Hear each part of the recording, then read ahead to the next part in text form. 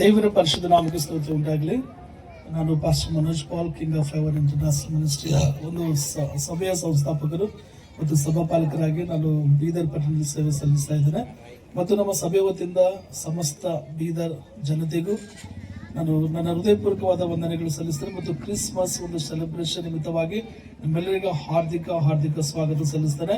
ಮತ್ತು ಎಲ್ಲರೊಂದಿಗೆ ಸಮಾಧಾನ ಮತ್ತು ಪ್ರೀತಿಯಿಂದ ಮತ್ತು ಅನ್ಯೋನ್ಯತೆಯಿಂದ ಮತ್ತು ಐಕ್ಯತೆಯಿಂದ ನಾವು ಜೀವಿಸೋಣ. ಯೇಸು ಸ್ವಾಮಿ ನಮಗೋಸ್ಕರ ಈ ಲೋಕಕ್ಕೆ ಹುಟ್ಟಿ ಬಂದಿದ್ರೆ ತನ್ನ ಪ್ರೀತಿಯನ್ನು ತೋರಿಸಿ ನಾವು ಸಹ ಒಬ್ಬನ ಪ್ರೀತಿಯಿಂದ ಜೀವಿಸೋಣ. ದೇವರು ಈ ಮಾತನ್ನು ನಿಮ್ಮ ಜೀವನದಲ್ಲಿ ಆಶೀರ್ವಾದ ಮಾಡಲಿ. ಆಮೇಲೆ ಅರ್ಥ ಮಾಡ್ಕೋಬೇಕು. ಇವತ್ತು ಕ್ರಿಸ್ಮಸ್ ಅಂದ್ರೆ ನಾವೆಲ್ಲ ಅರ್ಥ ಮಾಡ್ಕೋಬೇಕು. ನಾವು ಜಾಯ್ ಏನ್ರಿ? ಜಾಯ್ ಅಂದ್ರೆ ಏನು? ಸಂತೋಷ. ಇನ್ನೊಂದು ಕ್ರಿಸ್ಮಸ್ ಅಂದ್ರೆ ಹೋಪ್, ಅಂದ್ರೆ ನಿರೀಕ್ಷೆ ಮಾಡ್ತಕ್ಕಂಥದ್ದು. ಯಾವಾಗ್ಲೂ ನೆನ್ಪಿಟ್ಕೊಂಡು ಕ್ರಿಸ್ಮಸ್ ಮಾಡ್ತಕ್ಕಂಥ ಉದ್ದೇಶ. ಇವತ್ತು ಅನೇಕರ ಜೀವನದಲ್ಲಿ ಸಹ ಇನ್ನೂ ಏನಿಲ್ಲ ಅಂದ್ರೆ ಸಂತೋಷ ಇಲ್ಲ. ಅನೇಕ ಜೀವನದಲ್ಲಿ ಕ್ರಿಸ್ಮಸ್ ಬರ್ತಾ ಇದೆ, ಕ್ರಿಸ್ಮಸ್ ಹೋಗ್ತಾ ಇದೆ, ಸಂಡೇ ಬರ್ತಾ ಇವೆ, ಸಂಡೇ ಹೋಗ್ತಾ ಇದೆ. ಆದ್ರೆ ಇವತ್ತು ನಿಜವಾಗಿರುವಂತಹ ಸಂತೋಷ ಇವತ್ತು ಮನುಷ್ಯರ ಒಳಗಡೆ ಇಲ್ಲ. ಅದಕ್ಕೆ ಕಾರಣ ಇದೆ. ಮತ್ತು ನಿಜವಾಗಿರ್ತದ ನಿರೀಕ್ಷೆ. ಇವತ್ತು ಅನೇಕ ಜನ ನಿರೀಕ್ಷೆಯಿಂದ ಜೀವನ ಮಾಡ್ತಾ ಇಲ್ಲ. ನಿರೀಕ್ಷೆ ಅಂದ್ರೆ ಗೊತ್ತಾ?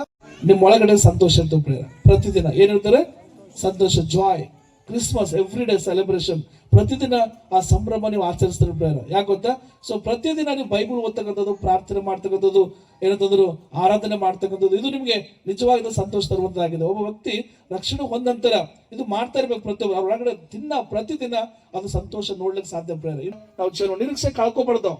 ನಿರೀಕ್ಷೆ ಏನ್ ಮಾಡ್ಬಾರ್ದು? ನಾವು ಹೇಳಲ್ಲ ಹಲೋ ಏನ್ ಮಾಡ್ಬಿಡಿದ್ರೆ ದೊಡ್ಡ ಮಂದಿ ನಿರೀಕ್ಷೆ ಪಾಪ ಮಾಡಕ್ ಸ್ಟಾರ್ಟ್ ಮಾಡ್ತಾರೋ, ಅದ್ರ ದೇವರು ಮಾರ್ಗ ಬಿಟ್ಕೊಡ್ತಾರೋ, ಅವಾಗ ನಿರೀಕ್ಷೆ ಬಿಟ್ಕೊಂಡು ತಪ್ಪಾದ ಮಾರ್ಗದಲ್ಲಿ ಅಂದ್ರೆ ದೇವ್ರ ವಾಕ್ಯಕ್ಕೆ ವಿರುದ್ಧವಾಗಿ ದೇವ್ರ ಮಾರ್ಗ ಬಿಟ್ಕೊಟ್ಟು ಅಂದ್ರೆ ತಪ್ಪಾದ ಮಾರ್ಗದಲ್ಲಿ ಹೋಗ್ತಾರೋ ಅವ್ರಿಗೆ ನಿರೀಕ್ಷೆ ಅಂತಕ್ಕಂಥದ್ದು ಏನಾಗ್ತದ?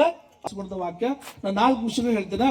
ಸೊ ಈ ನೋಡ ಇನ್ನೊಂದು ಲೂಕನ ಸುವಾರ್ತೆ, ಇಸ್ರಾಯೇಲ್ ಜನರಲ್ಲಿ ಅನೇಕರು ಬೀಳುವುದಕ್ಕೂ ಅನೇಕರು ಏಳುವುದಕ್ಕೂ ಕಾರಣನಾಗಿರುವನು ಮತ್ತು ಅಂತರಂಗದ ವಿಚಾರಗಳು ಬಯಲಿಗೆ ಬಂದವು. ಇದಕ್ಕೆ ಅನೇಕ ಜನರು ಬೀಳುವುದಕ್ಕೆ, ಅವ್ರ ಸಾಮ್ರಾಜ್ಯ ಬಿದ್ದು ಹೋಗಿದೆ. ಅಲ್ಲೇಲೂಯಾ. ಅವ್ರ ಅಧಿಕಾರ ಬಿದ್ದು ಹೋಗಿದೆ.